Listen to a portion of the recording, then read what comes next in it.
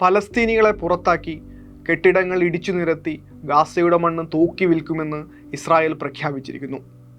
ഭൂമി വിറ്റ് യുദ്ധത്തിന് ചെലവാക്കിയ തുക തിരിച്ചു പിടിക്കുമെന്നും അതിൻ്റെ വിഹിതം പങ്കിടാൻ അമേരിക്കയുമായി ചർച്ച നടത്തിയിരിക്കുന്നു.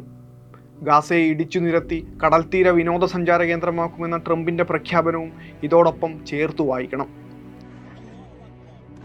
അധിനിവേശത്തിന് മുൻപുള്ള ഗാസയെ, നേട്ടങ്ങൾ കൈവരിച്ചുകൊണ്ടിരുന്ന ഗാസയെ ആ തലത്തിൽ കൂടി വിലയിരുത്തിയാലേ ഇസ്രായേലിൻ്റെയും അമേരിക്കയുടെയും കുടിലതന്ത്രങ്ങൾക്ക് പിന്നിലെ താൽപ്പര്യങ്ങൾ വ്യക്തമാവും.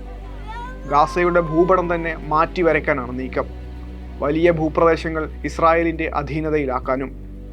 ഗാസയിലെ അവസാനത്തെ നഗരകേന്ദ്രമായ ഗാസ സിറ്റിയും കടന്ന് അധിനിവേശത്തിൻ്റെ കരങ്ങൾ വെസ്റ്റ് ബാങ്കിലേക്കും നീങ്ങുമെന്നതിൽ സംശയമില്ല.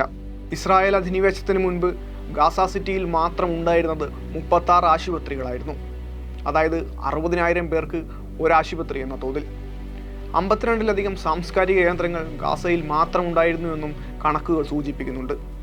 ടെക്നോളജിയിലും സംരംഭകത്വത്തിലും യുവാക്കളെ പരിശീലിപ്പിച്ചിരുന്ന, ലോകോത്തര പ്രൊജക്റ്റുകളിൽ അവർക്ക് അവസരം നേടിക്കൊടുത്തിരുന്ന കേന്ദ്രങ്ങളായിരുന്നു മിക്കവയും.